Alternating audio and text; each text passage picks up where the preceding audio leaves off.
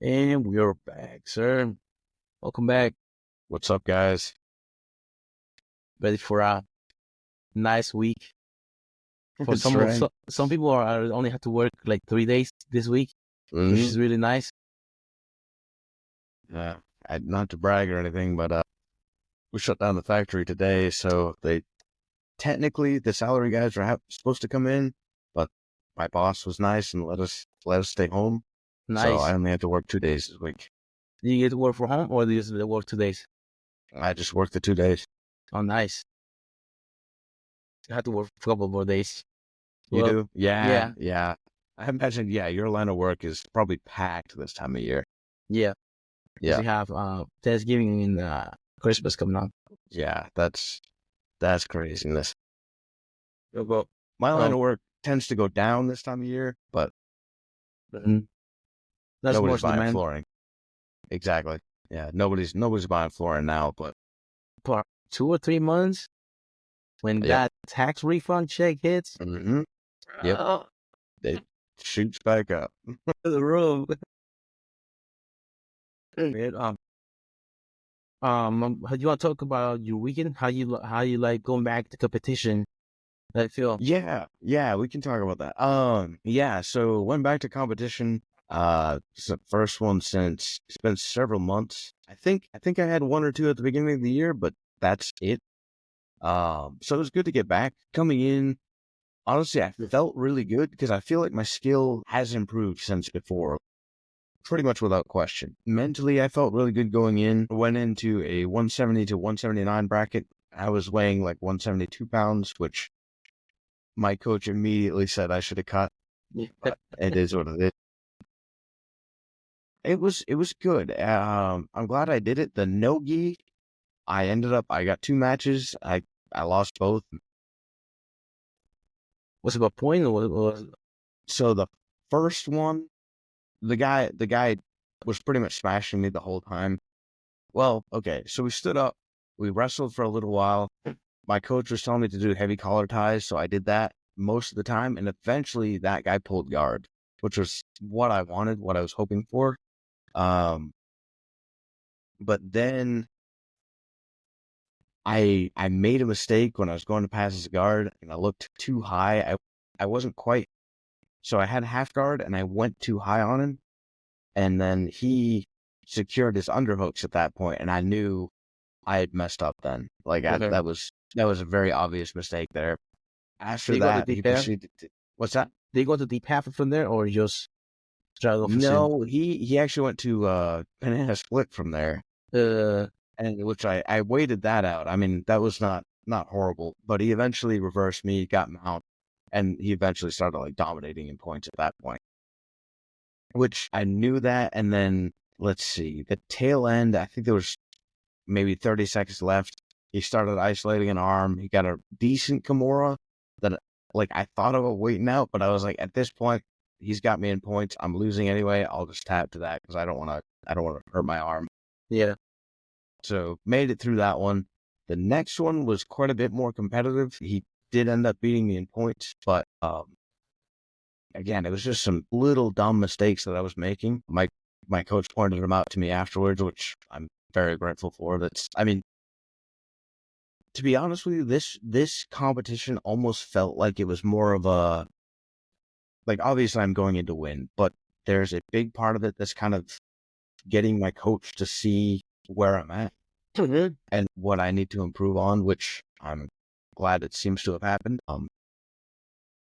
Gi went quite a bit better. It was actually an interesting one because it was 3-man bracket.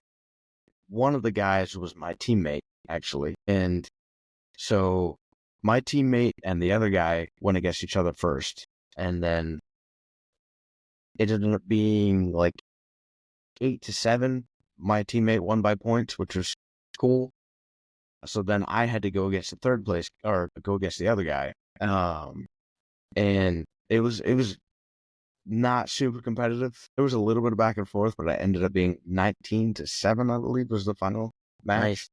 And then I went against my teammate, So and he really he played it smart. He took me down and kind of just waited it out after that. Like, it ended up being a 2-0 match. Not super exciting, but I mean, he played it smart. He got the win. Mm-hmm. I mean, I was not super happy afterwards, but it is what it is. I've learned, I feel like I learned even from that match. So, uh, back to the drawing boards now. Kind of the assignment that my coach has given me is I need to diet down, try to get to, he wants me at 155, which we'll see. I'd like to be in the 165 range. Mm-hmm. But we'll see where this goes. I mean, if 155 is it, then that's the one I go to. And then other things, like he's just been,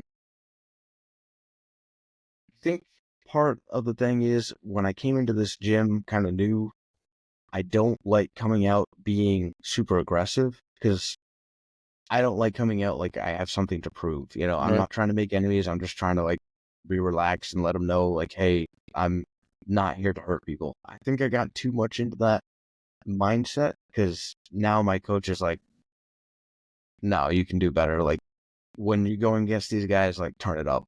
Mm-hmm. So I think he didn't like the state of my conditioning, which I can completely agree with. I was not well conditioned for this match.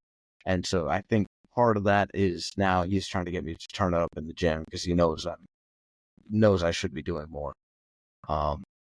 So I think there's that, and mixed with just some tweaking to some techniques that I was using. Think I should be a lot better for the next match. So I'm very happy to have done it again. It was really good. Yeah, the good thing about your teammate is you get to roll with him again, and you would like when you like, they like feedback during practice, like things to work on that match. Yeah, so like even like have you been to gyms that they have to make a starter position for like certain weight classes? They have to do what? So for example, this guy, he came down here from New Jersey. He used to train up there, like a gym. But also he's from Brazil. He's Brazilian. But whenever they'll do like when the big tournament was coming, they used to do like tryouts for that, like the weight class. Wow. So whoever was going to go the weight class, for example, like we have our affiliate, all the gyms for the affiliate will fight for the spot for the weight class, so you can send out the best guy out of the gym. Dog eat dog. Wow. I've not been through that. I can see the logic there, for sure. Because iron sharpens iron, and you put a little bit of blood in the water in those joints, and you got some competition. Yeah, it means more. Yeah. Wow. I mean, there's multiple reasons to do that. A, like what you're saying is iron sharpens iron, so you're coming after that spot. But B, you're not fighting each other for the same thing, which, yeah, in the competition really doesn't make a whole lot of sense. Wow, that's an interesting idea. Have you seen a gym that does that? Huh? Or have you been to a gym that does that, or it's just heard about it? I heard about it. I remember our affiliate used to have a tournament like once a year. All the affiliates, but also they used to have like a pre-tournament before a tournament. So like 2 weeks before the tournament, they have all the gyms together and used to go against each other. Same like it's class range. Wow. So you can like get like you used to run like a mock competition tournament. So it wasn't even just one gym; it was multiple gyms with the same affiliation. Yeah. Wow, that's next level. Okay. Yeah. I mean, that's crazy. They go against each other, like. Yeah, I mean that's a competition right there. That's full scale. Yeah, that's crazy. Huh? It's a cool idea. I don't know. It kind of sucks for the people that don't make it though. Yeah, but you can still compete. Like, but it's not like you don't get to compete. Like you get like, but for those that he was talking about, probably they were like Pan Ams or like Worlds. That's the kind of like for those spots. Oh, okay, that makes sense. Because that's a big like world class tournament. Yes, like you want to send your best guy in affiliate, especially at BJF. Yeah, that's really cool, huh? That's because especially what's that? Like hopefully people put a little bit of drive, like to like keep some to work towards. Because it's not like all year long. It's like certain tournaments a year. Yeah, that's true. Did the gyms like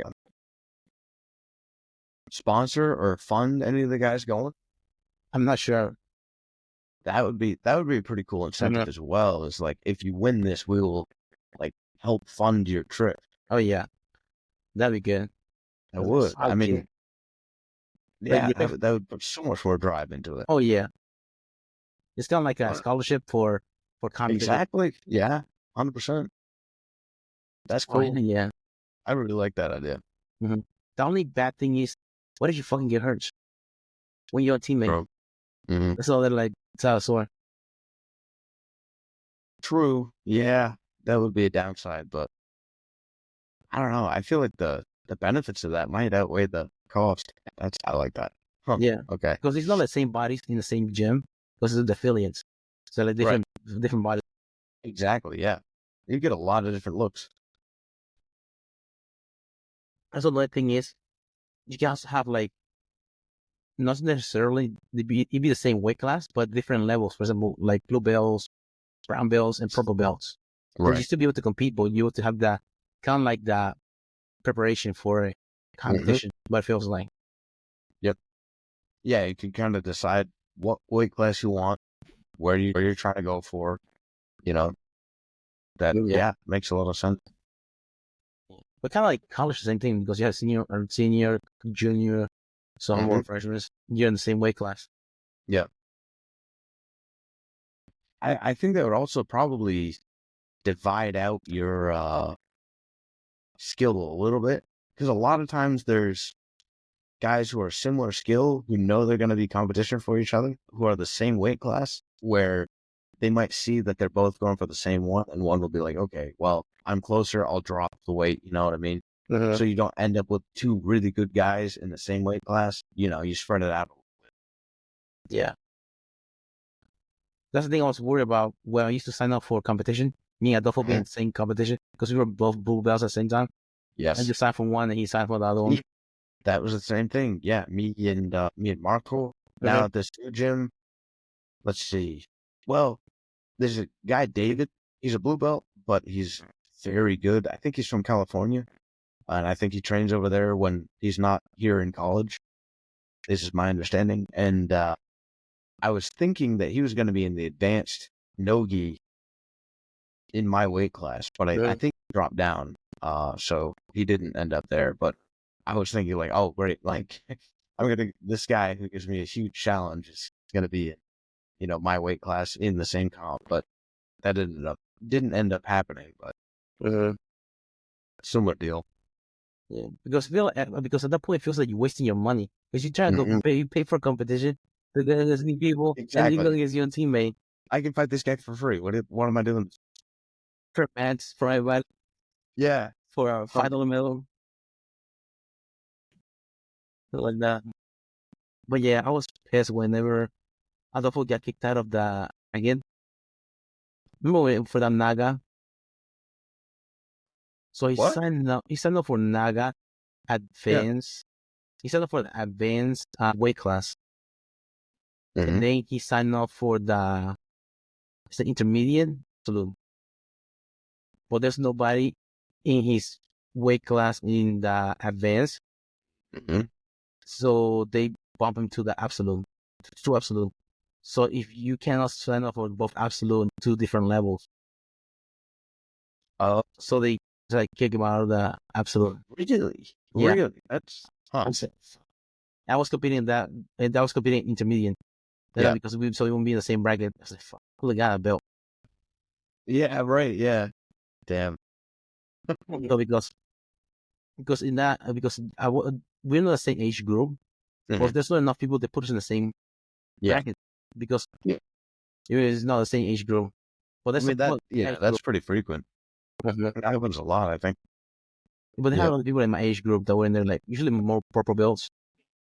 That for the tournament, I was like, oh man, I will be able to beat these guys. Yeah. Well, I didn't sign up for that one because they want to face each other. Yeah, no, I can understand that completely. Yeah, let's see. I feel like that happens a lot. It's a good problem to have for selling gyms. It's true. I mean, It can be interesting. I mean, not that I love doing it, but it's definitely a different feel whenever you're facing a teammate in competition because it's like, I have nothing to lose. The pressure's off. You know, I don't know. Obviously, I'm trying to win, but the pressure's off. Yeah, for in college, you have what is called a like exhibition. So they divide the teams in like they have the regular weight classes, but they do like black team versus gold team, so black and gold. So in some matches, sometimes I will like lose some matches against those like the other thing is an exhibition match, like they don't count anything. But like, dude, if I face any of my teammates in competition, I would just score on them, like just score, score. Like I was having like a pit, like, dude, I know everything. I know everything. Like I'm just going to score on you until like the time runs out. I don't fucking care. Right, exactly. Yeah, 100%. Yeah, but it was like an exhibition. It's like practice. It's like I really put much into it, and sometimes it's not good because, like for example, sometimes it would like wrestle off. I mean, I didn't care much about it, and then I will lose those matches, and then lose a spot for position. Oh, dang. Okay, yeah. But then if you was in competition, like dude, out here we live. Yeah, yeah. And they Yeah, the for sure. confidence because they've been like gone in like some practice. I don't take it as hard, but like when the lights are on, dude, I'm going to fuck you up. You don't matter your family's there, your girlfriend's there in the corner. I'm gonna fuck you up, man. Yeah, I'm there by myself. It's just you and I and the referee. They don't count. You'll beat me to the match, but when you're here, yeah. I'm fucking you up. That's awesome. That's awesome. That's a really good mentality, I think. But just, it makes sense. Makes you both better in the end. Yeah, because that switch comes on, man. You have to be ready. Ready to answer that call. Oh yeah, like, dude, just you know what you sign up for, man. Sign up for 100%. One of us to lose. Yeah, it's not gonna be me. Yeah.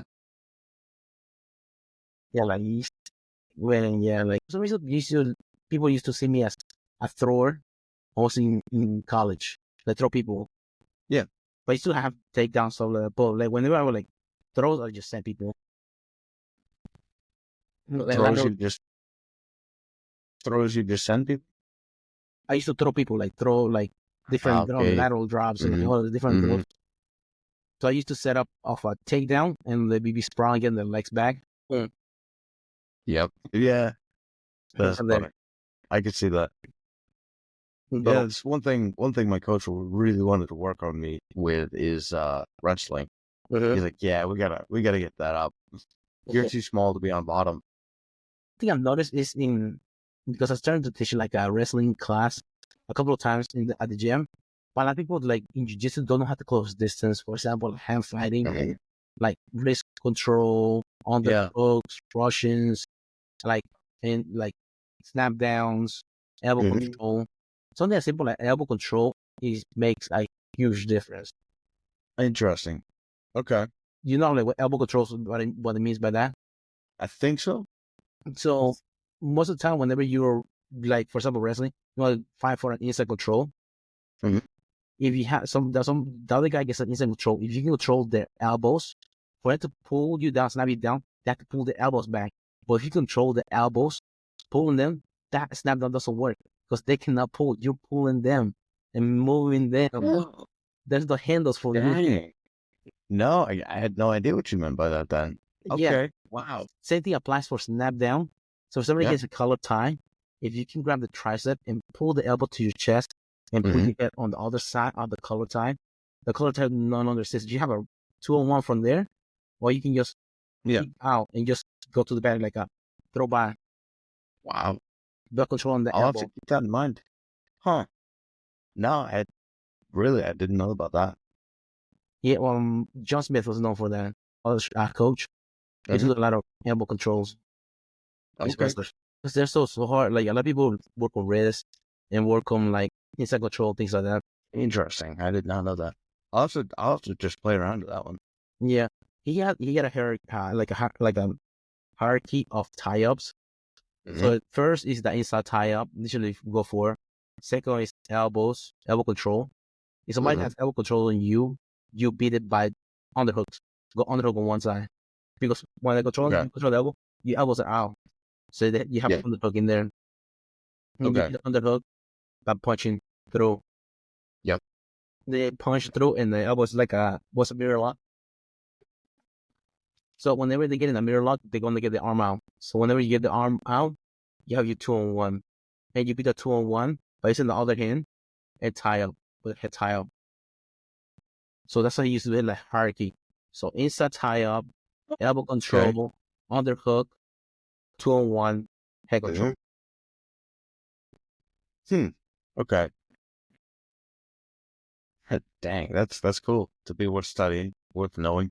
Yeah, because it's just getting those, like, it's kind of like a real estate. Try to get more real estate done. Yeah. So more real estate, you just climbing out the body. Mm-hmm. Sanderson, he always talks about, the way he used to coach you, I went to his clinic, he always talks about climbing out the body. He always started with the wrist and climbing up off the arm. Don't start at the head. A lot of people just gonna go straight for the head. Okay. Somebody passing guard, usually they go for the head. Meanwhile, the legs are right there stopping you.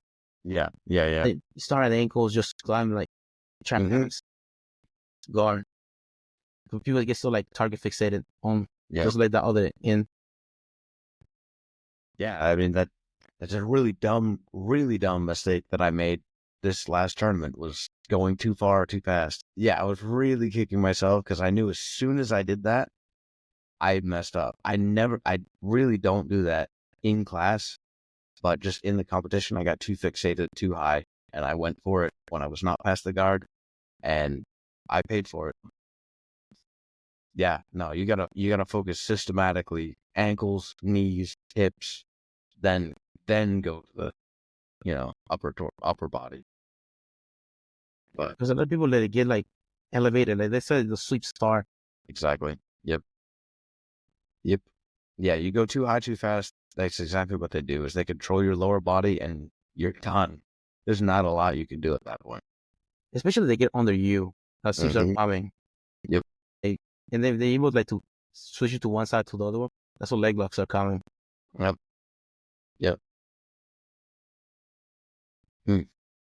Yeah. No, that's definitely, that's interesting too. I never pictured it like stand up working your way to the head the same way. I'll have to think about that whenever I'm wrestling. I feel like a problem that I have with training wrestling is that I feel like unless you know your training partner very well, it's hard to gauge how hard to go. Because I'm always worried about hurting my training partner. But like fully committing to a throw or fully committing to a takedown in general, it scares me a little bit. You know what I mean? Because I'm not trying to hurt somebody, but if I know I have a training partner who's like, they're committed to it, this is what they want to do, it's a little bit easier because then it's an understanding we're both going after it. But I feel like that can be hard to gauge, is where people are at and how committed they are to learning this stuff. Yeah, the more important, they have to learn how to break fall. As long as you don't have their arms posting out, like, for example, don't be an asshole and do a, what's it called? What's it, the trip that you do like backwards is, where you catch their knees. The scissor sweep? Yeah, kind of like scissor sweep, but backwards, like with the knee. You don't want to bend their knee backwards off a weird imaginary roll. Oh, yeah. You don't want to be that guy, but as long as like you're doing some throws that you're elevating it, but not slamming it, but just like make sure the arms are not posting out when they're falling and they don't have to break fall. That's good. Yeah. I can remember the name of that right now. It's like scissor sweep, but it's from the side. Instead of going forward, you go backwards. Yeah, I don't know. France, I'll be talking about it. That's like, it's a Japanese, of course, it's a Japanese word for it. Yeah, naturally, yeah. Yeah, man. They also like, as long as they don't have to like, I'm not thinking the snap down. You have to like I like to put my forearm on the collarbone and just leave a little bit of gap between the head and my hand, and then pull it down to the mat when you do the snap down. Don't pull it towards you, pull it down to the mat. and step back Okay. Yep. to make it more effective. Because if you like just have it right here, base of the neck, it's like it does something, but like you pull it back here and like on the cup of the head, that's when it start working effective. Because the match goes, it weights on your back. Yeah. Do you when you do that? Because I feel like when I go that high, they tend to just duck out. Is that you're okay with that, or is there something else? That's why I put my forearm on their collarbone, so that I know whenever they're trying to go there, because I'm stepping away from that side. So I pull down, I'm stepping out of that, so they don't give me that dog on there from there. Okay, that's interesting. I'll have to try that out then. I also use my back hand, like my back leg hand, to use the snap down, not my front hand. Really? Yeah. What's that? Because that one on the front is defending at all times. And that's what I'm using for shooting. So if I use my right hand to snap down and I'm going to shoot with my right hand, I have to bring my hand all the way down. And he's going to see it. Yep. But if using my left hand, snap down, and using my right hand for attack. Yep. See, that makes so much sense. Yeah. Wow. That's crazy. I did feel like a white belt on the feet. That's crazy. That's like back leg. Back leg. You can reach farther with your back hand. That you can use. So you can engage from there, and then you snap down. Also, if it's shooting from the back leg, you have to go through my hands ahead and my hips by the time you get there. Yeah. Wow. That's cool. I'll have to give that a shot. I feel like I'm getting all kinds of gold from this one.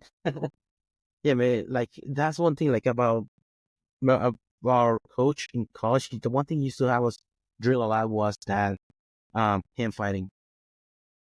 Okay. Well, we have like at the beginning like sessions for practice. So he will have us like go like live, getting underhook. Like especially if you can get double unders, that's a game set match. Yeah. Russians get to the side, not in front of them, front headlock or single leg, you hike it up. That's the ones that they count. So you can get used to that. Just as long as you have one of those tie-ups, the other guy cannot shoot a you attack on you. Right. How would you drill that? Would he like give you a specific one to go for, or how would he drill that? We firstly we know how to we know the basic underhook. We know how to get the Russian, but we stand like just in front of each other and just try to go for one of those tie-ups. Yeah. Okay. That makes sense. This is the way it gets it. Like you, for example, he'll do 3 out of 5. Whoever lost had to do square piece or something like that, push up stuff. And then go again, kind of like that. Okay. Yeah, that makes sense. That's cool. The double unders, I've seen some interesting counters to that with the double overs.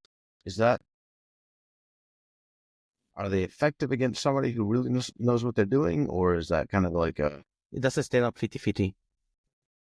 Okay. If your hips are in, you have a double unders, and you just being lazy, you're going to get thrown. Interesting. If your hips are in, so close to their hips? Okay. For example, if you have double unders, you have throws, like get to the side, elevate, you suplex, things like that. You have seatbelt, toss, things like that. But from a overhooks, you get your overhooks, and you have inside trips and all the stuff from there. So, okay. or you have your headlock too, because you already have the arm in there. You have to twist your body, step through, and throw your headlock from there. Okay. But 50-50. Yeah. Just because you have it doesn't mean. But also, if you want for us, how it talks about on the hooks in jiu-jitsu, you either tie them really high behind the neck, so you control them, or real low on the bottom of the lower part of the back, which is the smallest part of the back, so you can bend them backwards, like a bear hug. Right. Don't go in the middle. If you're in the middle, that's what all those overhook throws comes from, is in the middle. Okay. That's good to know. I didn't realize that. I mean, it makes sense thinking about it, but no. Like butterfly sweeps, you don't go straight back on butterfly sweeps, straight to your back. You pick a side. Right. Yeah, makes sense. I'm trying to think. I think there's a Naga coming up in Greensboro in February, something like that. It's actually Bermuda run right here. They say What's it Greensboro is gonna be Bermuda runs right here in Knoxville. Oh, really? Okay. Yeah, it's one of those. Like, I don't know. They do that sometimes. For example, Charlotte, Mhm. Naga, but it's in Hickory. Right. Yeah. Yeah. Okay. Huh. It's not even in the same county. Yeah. Right. Yeah. They're just stating like a well-known city, I guess. Yeah, maybe you get ticket. Did you get a hotel in Charlotte? Yeah, true. Yeah. That's supposed to be in Charlotte. Yeah. We'll see. I'll probably try to get into that one. I mean, it's nice and close. Actually, that one I think December 7th is the deadline for early bird. I think it's $40 off. Oh, that okay. Use the promo code Man Matters. Just Yeah, right. well, yeah, before December 7th, I think it's $40 off Okay, yeah, for the signing up. yeah. If you're listening, sign up soon. Yeah, like, yeah, man. We got Thanksgiving coming up. Do you have like any well, I don't know if you ever have to like cut weight around the holidays or like keep your weight down during the holidays. Have you? So my thing, since my coach wants me to start dropping weight, really the main thing that I'm watching is cutting back on sugar. I do have a sweet tooth. That is a problem for me. I'll still have a little bit during the holiday, but my goal is just to cut back hard and not, you know, not just go ham the whole time. No pun intended for the holidays. One thing I used to do for like sweet. Do you like raisins? Raisins, they're okay. Yep. Because they're sweet. Because I have sweet tooth too. Mm-hmm. The raisins are sweet, but also have that fiber, so they make you shit that right out. I'm like, That makes sense.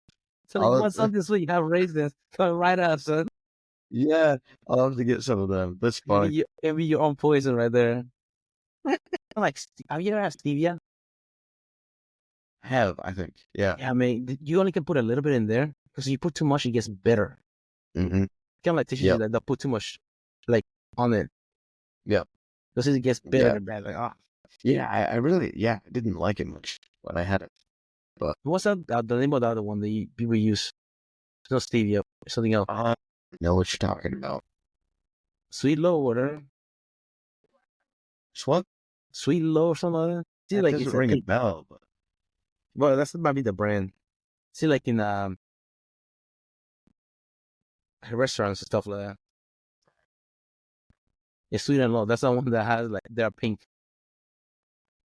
is that Splenda. really? That's what I was picturing is the pink ones, but yeah, okay. Yeah. Splenda is the other one. That's what I was trying to think of. Yeah. You know. Splenda. That's also bitter too. Yeah, no, I don't like that one much. Hmm. I just only like do like stevia because I don't like Splenda. I have aspartame. That's a Splenda has. That's what they got in trouble for. It's for Okay. your stomach and stuff like that. What's Yeah. that doing stevia? What's the name of the Narcan for people that are trying to get off meth? I don't know that one. It's like a kind of like a fix for the sugar. It's not really like Okay. sugar. Yep. Oh, there's some other thing like for like for sugar stuff. Yeah. So my goal is there. Do you drink sodas? No. Not Nope. soda. So I cut those out in high school, and honestly, it's funny because I used to like crave them, but then I got off them, and I don't even enjoy them anymore. Really, I'll have my like Jack and Cokes occasionally, but that's the most soda that I have. Yeah, that was sick me in high school. We used to have like cans of soda, but I used to buy all the time. Mhm. Yeah, exactly. Shit like that, like orange, purple, all kinds of. But then when I got out of high school, like I want to drink. Yeah, My friends used to give me shit for I used to go eat breakfast at the place, ask for a lemonade. Like, what the fuck you get a lemonade for? I did the same thing. Yeah, Like, yeah. sorry, leave me alone, man. What are you trying to get scurvy? He's drinking lemonade. Yeah. Yeah, that's the lie. Yeah, my brother. When I was thinking IHOP, one time we went to IHOP, and my brother went to the bathroom. He asked for Dr Pepper, and we put a shitload of like pepper in his drink. And he put some in his truck too, like salt too.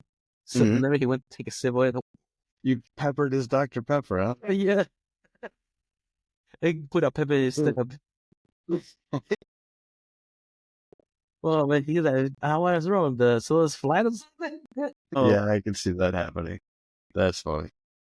And my wife, I did that to my wife too, but she got me a drink. I think Sprite, something like that. Because I was pressure washing, she got her lunch.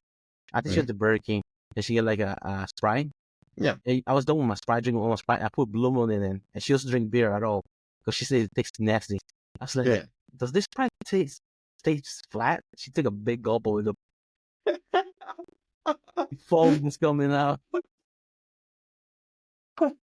That's funny. I can only imagine that was not what she was thinking. No. That's so funny. Oh, those are the best. Whenever like you get somebody like that. Do you have it in like? Well, speaking around the holidays, do you have like any? I did a prank on my roommate back in college. But do you have like any pranks like you used to do around this time of the holidays? I'm trying to think. Honestly,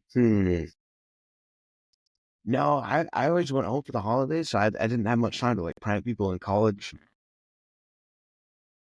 I don't think I really did any good ones, unfortunately.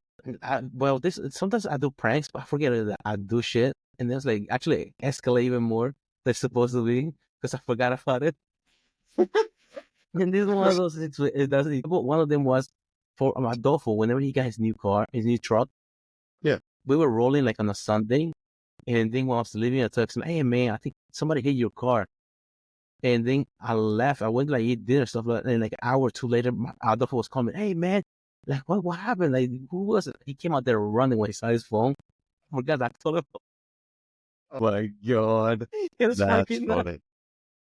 That's so funny. Something like that happened with me. My roommate was graduating, so he had some more friends over. They were drinking the night before. And hey, like everybody who will see, like, hey man, make sure you wake me up by 7 because I have to be at they call names for the graduation at 9. Hey man, I don't want to miss it. I have my family coming from Colombia and stuff like that. They coming to see me and stuff like that. And everybody he will see, he was telling that. Like, okay. So the night before, when he went to sleep, I turned off his phone. He had it on the charger, but whenever he like turned off the phone, so and then I changed the time on my phone because you can change the time. So I changed it for like my alarm to go off at 9 a.m. But actually it's like 6. So whenever the alarm went off, it's there like he went check his phone. It was like it wasn't coming on because of the touchscreen. So he went check. All he saw was 9. I was like, oh, he put his cap and gown. Meanwhile, we have friends over. They were sleeping in the living room. They had to be there too. But he didn't think about it. He just got out there, took off running across campus. Running up there. And then he like started knocking on the door because he went there and the doors were locked. It was like, shit, he locked the doors. Once I get in there, started knocking there and security guard opened the door. He just took off running for the gym. And he's like, are you okay, sir? Like, yeah, I'm here for my graduation. Like, it's like 6 in the morning. And look at the my god. Oh my god, you got him so good. Oh my gosh. Yeah, I forgot it because I was going to tell him, I'm just kidding when he woke up. But I didn't get up. He just took off. My god. I had a heart attack on the way there. Because it's like it's not like his family would be able to call him because his phone was dead, allegedly. Right. So he won't hear, they're able to hear that call. And like, oh my god. I accidentally just forgot. Like, and then when they were after the graduation, he's like, I don't know, man, something weird happened this morning. Like, the alarm went off, or like, it's like 2 hours early. I don't know what the fucking changed the also as alarm clock. I changed his time too. There's one of those like changed his alarm for 9 a.m. too. So that one went off too. Oh my god. That's wild. Yeah, that's hilarious. That's wild. Because So you told him that you did it? yeah, I told him that I did it after graduation. How pissed was he? Everything was over. How do you fucking because he was That's talking great. about graduation. Like, I don't know what happened. There's always something weird happened. Like my alarm went off at 9 a.m., but it's been 6. I got here. That's The security guy told me, like, no, dude. that's a pretty intricate prank. I mean, there's some details there. It was good. That's what it was. I changed the alarm. I changed the time in the alarm to go off at that time. And then changed my time too. So because usually he would check on the phone. Because I used to lay my phone on the desk to check my phone. So it was 9 till. It's freaking out, man. That's good. Dang. No, I never did any pranks like that. That's fun. Have any plans for the Thanksgiving? I do. And you know what they say about dating into families that run on Thanksgiving? Well, apparently I'm doing that. So What do you mean? I'm doing the turkey trot first thing in the morning tomorrow. What's that? It's a 5K. Okay. So running a little bit and then getting done with that and going to a meal with my girlfriend's family for lunch and see what goes from there. Should They be have pretty one good. around here too. They have like a turkey run here in Lexington, the 5K too. Yeah. I don't know what time it is. Mine's at 9:15, I think. So Yeah, I have to work in the morning. I'll be going to work at 10. So the hour, yeah. So like, if I sign up for a 5K bet, I better be fucking booking it because I have to get to work. Better be fuck out of the way. better be at work. Yeah. Because I have to fight traffic too. Running home. True. Yeah, that's not a lie. Because all the roads they're closed. Yeah. Where's the turkey trot? It's in Greensboro. I don't know yet exactly where, but pretty close by. Have you done the night run? The night run? Uh-huh. I've seen one in Charlotte advertised. Is that what you mean? Yeah, they have different places. I mean, the one they carry, so it's like glow in the dark at night. That does look pretty cool, I think. Yeah, my wife and I, we did it twice. Oh, really? Some of our friends, yeah. Like we said, like September, it's fun because then you have the run, and then like at the end they have like a rave, people dancing and stuff like that. Oh, that's cool. Yeah. Huh. That'd be worth a try. They're fun. Yeah. Dang. Huh. I didn't realize it had all that at the end, but you have to like get to party afterwards. Make it worth it. Yeah. I'm not big on running, but yeah, we'll see how this goes tomorrow. I have not run. I take it back. I ran a mile a few weeks ago, but that's the only running I've done in a long 3 time. miles? Huh? Yeah, 3.5, I think this is. That's what they said it was. You haven't run forever. Did you used to do cross country? Yeah, I did. Yep. When we did cross country, I think the most we did was like 3.1 miles. So I mean, it wasn't like super long distance. And I think the only reason I was good at it was because I had a high pain tolerance. So tape your nipples and then just run. Exactly. Ain't no stopping me at that point. I've been without nipples by the time I show up over there. And I always thought like, man, think about doing a marathon, but man, life's too short to do a marathon. Dude, freaking long, man. Yeah, I know. God, yeah. I don't have the bone density for a marathon either. What, too dense? Yeah. Yeah. Oh, wait, you have to just run a marathon. Dude, I'll take me forever. A marathon. Yeah. No, I've had sisters and brothers-in-laws who have all done it, but that's a lot. I don't know. It would be good for me probably, but Nah, man. I'm be doing jiu-jitsu, sparring on the joints. Yeah. So actually we learn along the way, learn moves and all this stuff. They learn other like aspect that actually like transfer to live situation. Running just running and just pounding your ankles, your knees, your hips, and just over and over and over, just pound, hammering. Probably biking's a lot better. Form of conditioning. Yeah. Honestly, there's some people that you see those nut jobs that are like those bikers on the side of the road. They just stress those like they take off. That's the other end. They're already in restaurants. I mean, yeah, it's perfect. You know how much sweat I would be on that thing? For real, yeah. Dude, I see how it lands into lots of nut in there. You're not just rubbing in there. Like they have to have a special seat for them too. Yeah.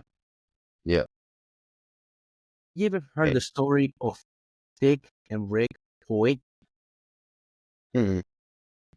Rick and Dick Boy, they were father and son.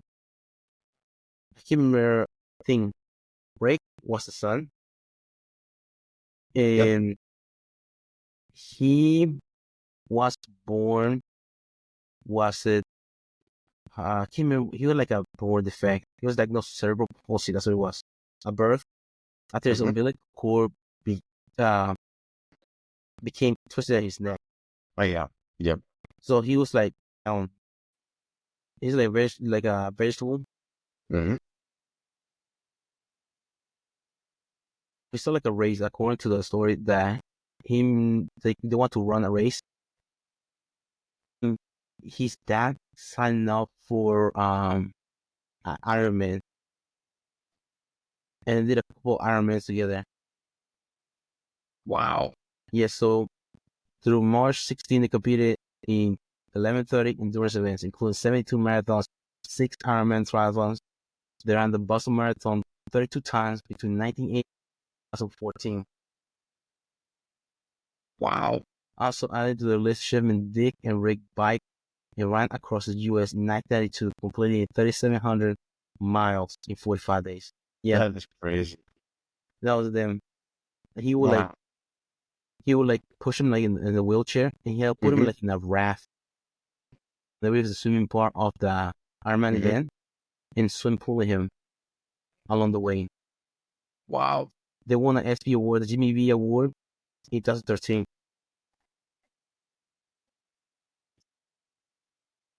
But Dick died in 2021. Wow. He's 80, and then his son died last year. Oh, right. Really? Wow, okay. He was 61 years old. But yeah, they were like, but they saw that, like, man, I have to get fucking running, man. Yeah. I can't do it. Shit, what's my excuse? Yeah, that's right. Crazy.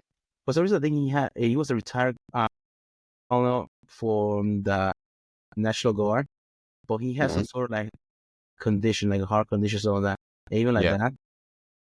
There's another runner that was 36 years old after first race. Rick and that one runner feels like not handicapped after the initial 5-mile run. They began running every day with bags of men in a wheelchair because Rick was at school and studying. Unable to train with him, he was able to improve his fitness so much that even with pushing his son, he was able to obtain a personal record of 5K in 17 minutes. He might have 17 minutes pushing a wheelchair. Oh my God. Yeah. Straight, just grit and will. I hate to see my time tomorrow. Yeah. Pressure. No pressure. Yeah, for real. Gosh. He's not dead weight. You're dead weight. Pathetic. I love it. Yeah, but that's impressive. That is crazy. 5K. 2013, the Boston Marathon, Tim Hoy had about a mile to go when the 2 bombs exploded near the finish line. They were stopped by officials along the thousands of other runners until the race. They were not. Remember that? Yeah, I do. What were you? Were you in high school during the time? That was crazy. Was it Watertown where they found it? Johar 7/8. One of the suspects. Watertown, just outside Boston. Yeah, dude, I remember that one pretty clearly. Was a manhunt. That was that was crazy. I feel like stuff like that happens way too often these days. What do you mean? I don't know. I feel like events like that are just they've happened a lot since then too. Yes. Just like shootings and yeah. Mass shooting, yes. Yeah. Yeah. I know what you mean.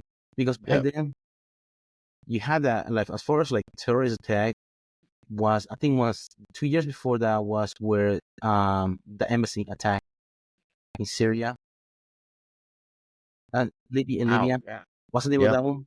Vaguely remember that one. Yeah. It's in Libya. I can't remember that one. The embassy happened, and then in 2012 was freaking Sandwich, Connecticut, the high Yeah. the elementary school. Yeah. Yeah, man. And then like those like these, a lot of those people they have like mental issues. Yeah. I mean, If you watch the documentary of that one, the Boston Bombing Manhunt, I think Netflix has a documentary about it. oh really? Wow. Yeah, I might have to check that out. I feel like you have to. I feel like you have to have some kind of problem. You know what I mean? Yeah, to do that. Yeah. Um, Allegedly, according to the friend of the older brother, they're saying that he was trying to compete in the 2012 London Olympics for the U.S. for boxing, but he was able to compete because he was arrested and he wasn't a citizen, and he was jaded because of that. really? Yeah. Mm. So when like he was one of those guys that's like perfect scenario for a CTE person because of boxing and he did the Right. MMA stuff. So much like brain trauma. Mhm. And his brother was following him because he was his older brother. He Yeah. was like don't want to disappoint him. Mm. That's what they say in the documentary. Wow. That's crazy. It's a manhunt, like crazy manhunt that they did for those two guys. That was Mhm. 48 because they went also after that happened, they were on the run and they killed a security guard in wasn't the school MIT. Really? Yeah, I think they I didn't killed him. remember that. Hmm. Just a few days after his spell name. Johar Sanaif was the name of the one of the bombers. That's the one they got. Mhm. The other one he got like to a shoot up with the cops and his own brother ran him over. Oh, Accident. wow. Hmm. And then when they were on the run, they stole a Mercedes Benz for this guy, and he had one of Yeah. those tracking devices. So they were to follow them Okay. when they were going. That's what the shootout happened. Follow him to Watertown. So the moment happened, there was a terrorist attack placed during look, April 15th is my birthday. My friend, one of my friends gave me one of those shorts for Boston 2013, Boston Marathon 2013. He got me one of those shorts. This is my birthday. And that's the best one. That was the bomb. Yeah. Marlon. Tomorrowland and Johansson Knife planted two homemade pressure cooker bombs that detonated near the finish line in race 14 seconds and 210 yards apart. 3 people were killed and hundreds of injured, including who lost limbs. Here you go. They released the image 2 suspect on 3 days later in the bombing. The two suspects were later identified as Sarnaif brothers. Later in the evening, April 18th, Sarnaif brothers killed an MIT policeman, Sean Collier, and proceeded to commit carjacking. They engaged in a shootout with the police nearby Watertown. During two officers were severely injured. Man, you gotta see the video because people were recording and people they were just bullets just flying, boom, boom. Yeah. Like you will know they know it was the cops shooting, or some of the houses getting hit and stuff like that. It was a crazy shootout. And was shot several times. His brother Yohar ran him over while escaping in the stolen car. Tamerlan died soon thereafter. Unprecedented search for Yohar Shalnaif ensued with thousands of law enforcement officers searching 20-block area Watertown. Residents of Watertown and surrounding communities were asked to stay indoors in the traffic system. Most business public places closed. The Watertown residents discovered Johar hiding in the boat in his backyard. So Naif was shot and wounded by police before being taken in custody. I remember they threw a lot of flashbangs to try to get him out of there, the boat. During the, Mm. The question said he said that he and his brother were motivated by the wars, Iraq and Afghanistan, and they were self-radicalized and unconnected to any outside terrorist groups. That he was following his brother's lead. And he said that he learned building explosive devices online magazine, Al Qaeda in the Arabian Peninsula. Oh man, it's crazy. It is. There's a self-radicalized. Some people, oh man, on this area, I don't know. Yeah, when do you move to this area? Like in North Carolina. What was that? When did you move down here to North Carolina? Why did I? No, when? 2020. August of Okay. 2020.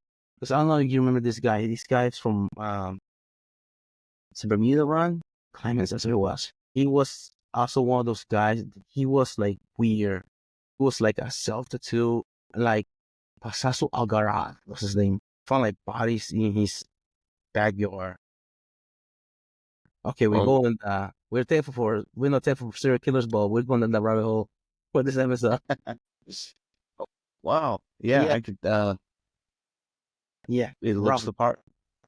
He was born John Alexander Lawson, which is his name Basusu Ila Algaraz. He's an American murderer responsible for killing 2 men born. This is his name. Change his name down to. He was conformed with his satanic belief. He was chosen after Basusu, the surname of Ila Algaraz, means the Lord of the Locusts in Arabic. The thing about understand that he considers himself atheist, but at the same time he was a devil worshipper. If you're atheist, that means you don't believe in any God, nothing. Right. I'm not Arabic. Right. Also, he says Arabic, but also he did a lot of drugs and alcohol. Arabics, they don't mess with that. Right. He had a lot of and on YouTube they have video of the police officer walkthrough of his house. It was disgusting. Dead animals in there. It was crazy. He killed himself in prison. Yeah. He paid his own wrist off. That's how he killed himself.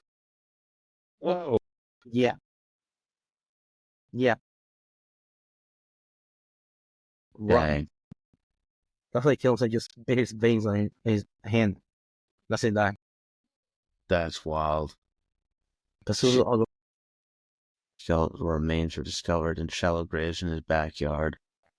His girlfriend was arrested as well. She was charged later, pled guilty for her role in the deaths. Wow. In Clemens, North Carolina. It's also like an older neighborhood. Like older people live in the area. Really? Isn't it like known for like a crime-ridden area in Clemens? And this guy lives in there. House was demolished after being declared unfit for human occupation. That's crazy. Yeah, when you see the video, you see different stuff that he had written on the walls, painting. He had a different stuff on the wall, like crazy. And then in the basement, they have dead animals in there. Sewage wasn't working. It's backed up. It was bad. Oh. I don't know if they were living there. But allegedly, he invited some friends over. They had to argument. He killed him. But he was having a argument when they were on drugs. And that's when they found those 2 bodies because those people were missing. That's crazy. That's that's back in the day when face tattoos meant something.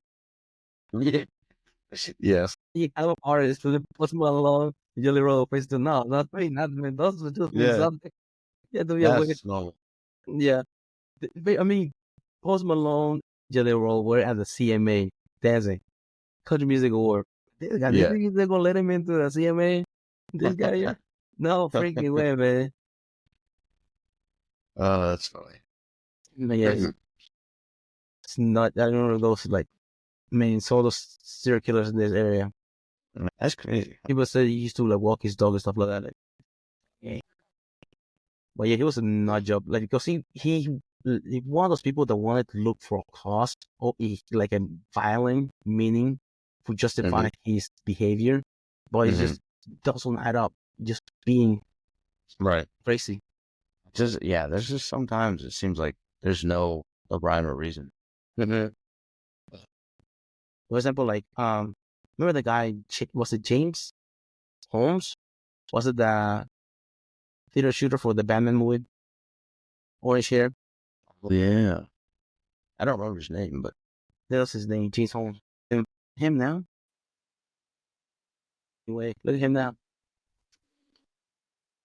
But yeah, dang. guys, 2012 Aurora theater shooting. Is that where what happened to Aurora? Is that where what? Columbine I don't remember. to Littleton. That's Colorado. Columbine, Colorado. So for sure, I thought it was Aurora. That's another crazy guys. Yeah. Was it the first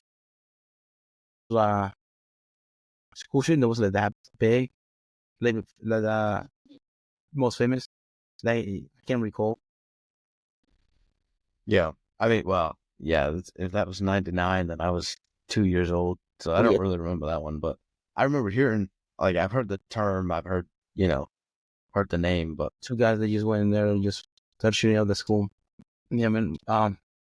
When they go into yeah. We gotta get a Xi Ming mention in here. what's that? We gotta get a Xi Ming mention in here. It's the girl who sent the other girl out on the stretcher. Oh yeah, man. Dude, she's sent into the shuttle room.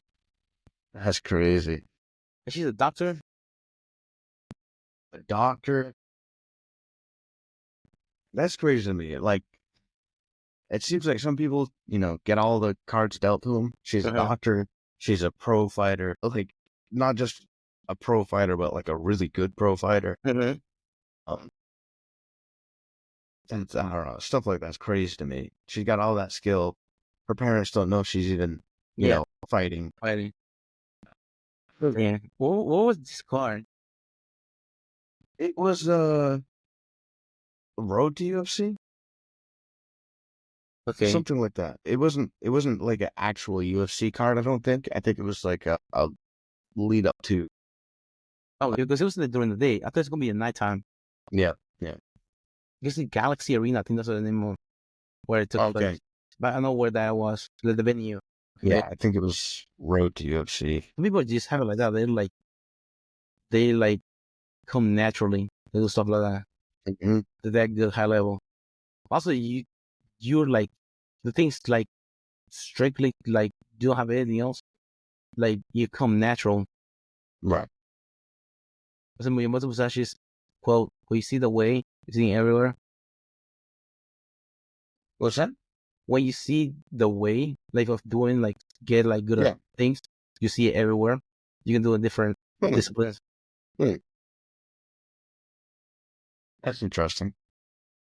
So that you can master something. You see like how to master other things along the way too. You apply the same principles. Yep. Interesting. Huh. I don't know. I haven't figured out that. Yeah, man. So people are like that. Yeah. There's this guy. Have you heard Johnny Kim? No, I don't remember that one. Yeah. This reminds me of this. When you say it like her, it reminds me of this guy right here. Jonathan Kim. Yeah. Yep, I know this guy. From his picture, I know him. Overachiever. Yeah. Silver star, bronze star. Like to be devised and he's commissioned. He was a U.S. sailor. He was a Navy SEAL. He's a doctor in medicine.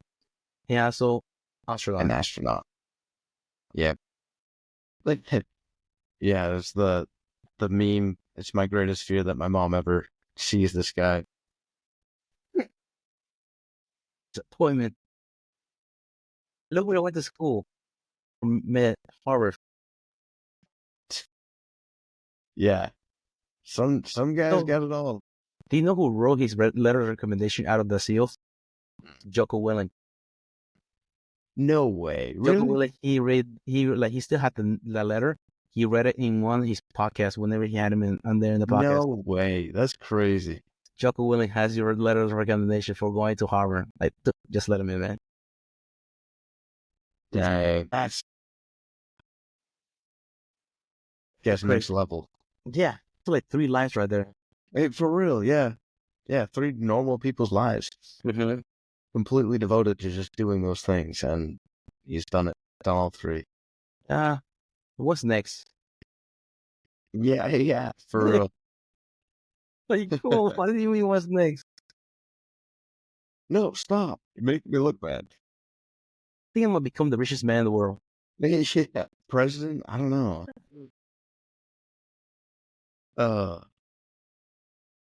But Yeah, man. Wanna I actually remember even the it was like my intro day to University of Maine. They had like orientation. Pretty sure my parents were there. We went and like did this thing, and we had to sit in this auditorium, and they had like alumni come in and talk. And one of them was this girl who had like done really well in wrestling, like really well, but also had a 4.0 in, I don't know if it was physics or engineering. It was some like difficult course. But also like had a pretty good wrestling record as well. And it just kind of blew my mind. I was like, some people just have it all, you know? Yeah, I do. You got all the skills. Like some people, especially like tough sport like that. Mm-hmm. Exactly. That's the thing. Something that requires that much devotion for both your academic and your sport pursuit. That's crazy. I don't know. Because I understand, like, it's Interesting. just like, I don't know. like other sport, you're like, wow, this will take as much time. Yeah. Yep. I Yeah. mean, You did like tennis or something? yeah. Okay. But yeah, wrestling? That's Go like somebody else's wheel. Huh? Wrestling is somebody else's wheel every match. Exactly. Yeah. Yeah. Yeah. You got practices to go to. You got to wait. You got to, when you face off, you're facing off against one person who really wants to win. Like, yeah, that's huge. And like, you have to have all your line, your ducks in line up. Mm-hmm. Because like, you can have like any slack, somebody else can pick it up and just beat you with it. Exactly. Exactly. The ragdoll you. But if you can apply all those things, Yeah. I guess is practicable. Like everything else, like side things, is out of the window. All the hobbies or anything like that, like you do those 2 things, true. like dude, that's it, man. That's valid. Just sleep. That's the only thing you have left for. Time of the day. Yep. Yeah, I hope you don't have to have like relaxation time, because that's not happening. Yeah. And dude, like, all right, you want to go party with us? No, I have optics in the morning. I'll turn a paper for something. Well, I'm doing my finishing my research paper. Yep. It's next level. It's definitely, a lot of devotion at that point. Yeah, also it's also tough. Like the major as well. What's that? The major, physics major. Yeah, physics is unbelievable. Yeah. I remember I talked to a couple physics majors, and like they were explaining their classes to me, and it's pretty crazy. Yeah, that's a hard major. I like physics until we got into optics. The electromagnetism was fine. And also optics, I hated optics. Yeah, that's hard. I was a chemistry major, so like, I don't need this. I need to do the first. You were a chemistry major? Yeah, I'm a chemist. I didn't know that. Wow, that's cool. Yeah, pre-pharmacy and chemistry. That's my major. Wow. Yeah. So see, yeah, you had a hard course and wrestling, so you know. Yeah, well, like, there's like nothing like after that. Like, you have to commit to those. Yeah, that's. I had engineering. I didn't even do jiu-jitsu till the end of college. So, yeah, that's pretty cool. Those takes a lot of time. Getting that 4.0. Yeah. Yeah. That also blew me away. It's like, I studied hard in college. That's one thing I will give myself, as I studied hard. Did not have a 4.0. Yeah, man. Yeah, I know, like, some kids nowadays, like, whenever they get out of high school, they have, like, almost 5.0 GPA. Says all those Yeah. kids. Like, Yeah. towards, like, dude, what do you do? Yeah. AP courses in elementary school? Yeah, I don't know. I don't know how they do it, but yeah. Also, like, you have, like, more easier to get information nowadays. Yeah. Back then. Yeah, that's true. Because you have to get books and stuff like that. I think programs for getting you to that level are more readily available than they were back in the day.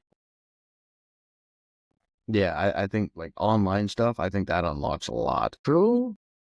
That remind me of, is it true that literacy and like was like expanded once like that people were able to start reading the Bible more because they were able to understand and be able to read it rather than being translated to them. Same thing with, for example, information. Because it's like, remember how research paper and things like that, you have to pay going to the library to be able to have access to them, but now you're like just from your phone. You can just look up like peer review studies. Right. They're like just like leap into like information. True. Do you think like so? Some people are like, some people don't trust like peer review things like that. I don't know. Do you think it's because they don't understand it or because Don't like peer review? like the mistrust? They have a mistrust of Yeah. Yeah. like, for example, like, oh, like this person is a doctor and this, they don't like, oh, I don't trust what he said. Like, dude, like this guy had to study, had to get research, had to be. It's not the research. You have to actually the peer review, make sure that it's like able to be published. Yeah, I feel like you got to be careful. I mean, so like I understand, like how do I say this? When you're getting into stuff like that, I feel like I typically will not go off one person's opinion because usually there's some skew. I mean, if you're coming at it from one person's perspective, there's some kind of skew on there. So I typically try to look through multiple if I'm really trying to get thorough with it. But yeah, I mean, not that I don't trust the person doing the study. It's just I know there's some kind of skew in there, you know? Yeah. Some kind of opinion put in there. Kind of like somehow. documentaries. Every documentary is like, oh, there's like they're telling a story, but also they have a goal of trying like exactly like something like that. Like, so you have to like look into it, like what happened during the events. So you see like all the different point of views, rather you're seeing just one. For example, like Making a Murderer. Have you ever watched that documentary? No, I haven't. It's about this guy that he was like had some issues with his neighbor. He was a sheriff, something like that. He got an argument with the wife of the sheriff. Also, they own scrapyard. And coincidentally, they found the body of this woman that was missing in one of the cars in the scrapyard. And then they blame him like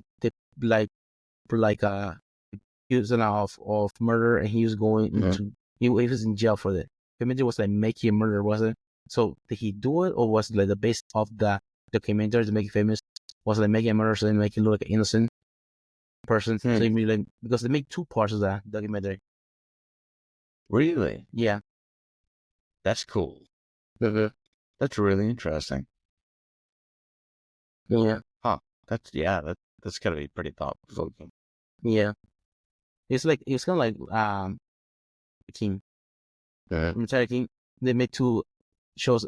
Two seasons of that. But Making a Murderer was like back in 2016, 2015, I think. But it wasn't like that because also like going back to that, like some documentaries of certain things, you have to like make sure that you have like from different point of view, because also like you have the human fallacy. Yeah, they want to like just go make a point, right? And they figure out whatever. It's like a confirmation bias. So they make an echo of what you want to get across and get all the information that does help your case or your point of view. They're trying like make sure to see both sides, because there's always like right your side of the story, my side of the story, and there's that whatever happened. That's 3 points. Yep. It's like in jiu-jitsu, always 3 point of contact. Yeah. Yeah. Well, Huh. it's like That's that. good. Hmm. Yeah, but also like I don't understand what some people have like some because you also have some people that are contrarians. They just like it is like, oh no, Yeah. no, it's not. Like when people are like, just like, yeah, you're right. And my job is not to change your point of view. I just like, you Right. know what Yeah. No. happened? I just the message. If you don't believe me, don't believe me. Yeah. That's fine. I'm not a truth prophet over here. Yeah. No. It's definitely some people that just they're not really trying to learn anything. They're just trying to deny everything. Mm-hmm. Some people try to be But just right. exactly. Yeah. Yeah. I remember somebody Yeah. said like, if you're right all the time, you don't learn anything. True. Yeah. So most of the life lesson that we learn is by us getting our asses kicked and That's getting valid. just like losing things and just learning from those because Mm-hmm. you're wrong at a certain point. Mm-hmm. Yeah. I mean, almost sounds a little bit cliche, but I mean, it remains true. You know. Yeah. Well, thanks our our guests and our fans for this for helping us this year. Yeah, for sure. It's been a good year. When did we? How long ago did we start? I actually don't This remember. is episode 22, 22 weeks 22. ago. Wow. Okay. Been a good almost half a year. Yeah, Yeah. 22 weeks. A lot to be grateful for. A lot to have learned in that time. Yes. Appreciate the fans giving us listens and Yeah. giving us likes. Yeah. I think our guest Stina was able to like to record with us on a Sunday. No, she's Mhm. busy, have Yeah. family, all this stuff. Thank you for taking time to teach us about nutrition. One thing also OT. I mean, like he like get out. He was leaving his house at 5 in the morning because he had to go to school. He had Yeah. to from wrestling practices to study hall and then run home and did an interview with us 9 to 9. And they had to go back again in the morning. Mhm. Took time. Thank him as well, Yeah. and also thank Maria to be able to open up to us and her story and becoming a Yeah. struggle and becoming a badass in life. It's true. No, I definitely really appreciate all of them for coming on and giving us some of their time and some of their knowledge, just to be shared to us and to our listeners as well. That was, yeah, really appreciated having them on. Thank all our training partners as well for kicking our asses, taking beatings too. Yeah. Keeping us going back. Yes. Thank you very much for everybody being patient with us. Do you want to close it down? Sure. Yeah. Thank you guys for listening. I hope you enjoyed this podcast. It's been a pretty good one. Reviewing a competition. I mean, that's pretty important to me. And then just, getting it. Thanks for following us through the rabbit holes that we take. It's always a good time for us, at least, hopefully for you guys as well. Give us a follow and a like on Spotify, YouTube, Amazon Music, iHeartRadio, and iTunes. Yeah. Thank you guys for showing up. Hope you show up for next time. Yeah, thank you very much, everybody. Next time.